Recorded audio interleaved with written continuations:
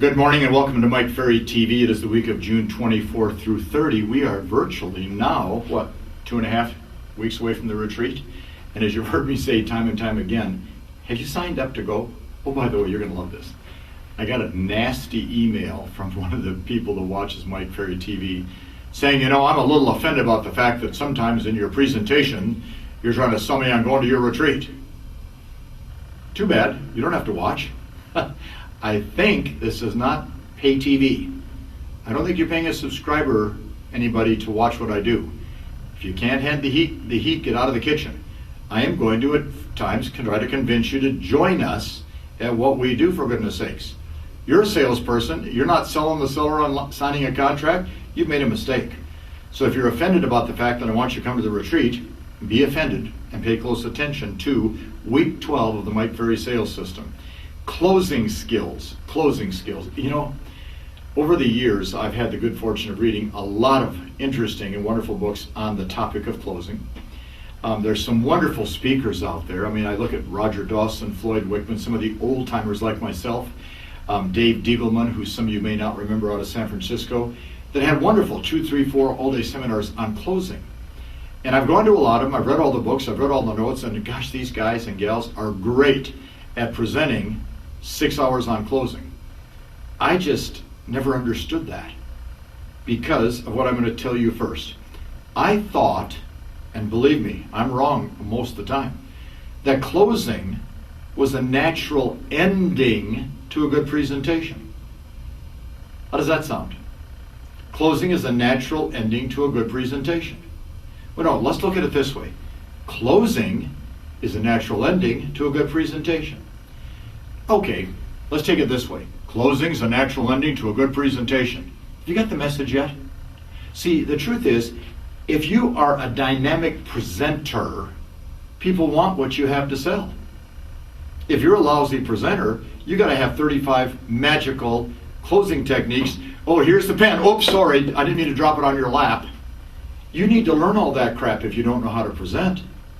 And what do most trainers teach you? 35 magical ways to close the sale.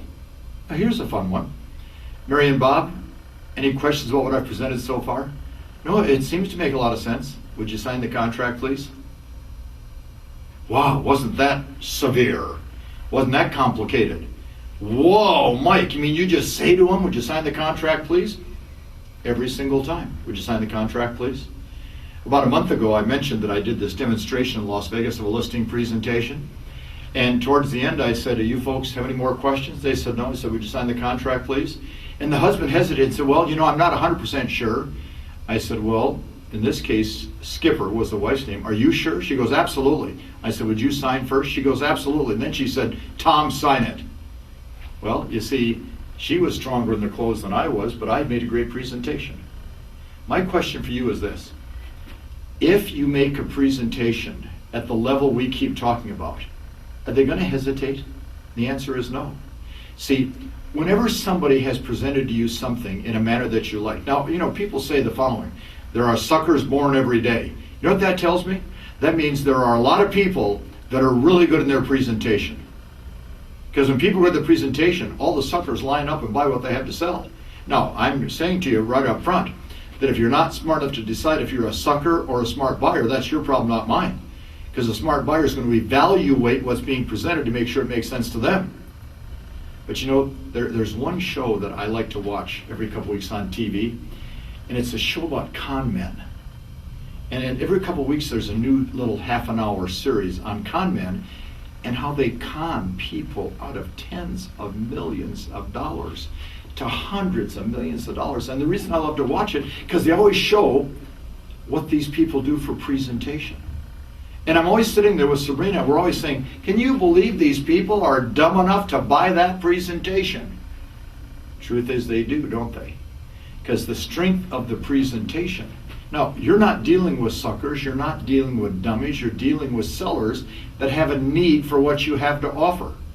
And therefore your job is to make a great presentation so the close is a natural ending or closure to it, by simply smiling and saying, would you sign the contract, please? Because the truth is, that's all you have to say. I wrote down a third point. When you ask that question, be quiet. Some of you remember back in the 60s and 70s, one of the great closing coaches, speakers, trainers was a guy named J. Douglas Edwards. And he had a big, deep, booming voice. He's a tall, handsome, strong man. And J. Douglas Edwards would make his presentation. The audience would be sitting there listening to all of his material. And then he would stop and he'd look at the audience and say, okay, whenever you ask a closing question. And he would scream, shut up, as loud as he could, knock the people right out of their chairs. Because the truth is, the first person that speaks after the question's asked loses. Well, are you saying that I could lose by talking? Oh, watch this. Okay, folks, any questions at all? No, Mike, everything you say makes sense. Could you sign the contract, please? No, but if you don't want to, I understand. But if you think you really do, that doesn't even make sense to have a conversation. When you ask them to sign a contract, shut up. Doug Edwards was right in 1960, and he's still right today if he was alive to tell us that story. Folks, whoever speaks next loses. Now, watch this one. I said, a great appointment is when the prospect needs the services you have to offer, and they can see that your services will help them achieve their goals.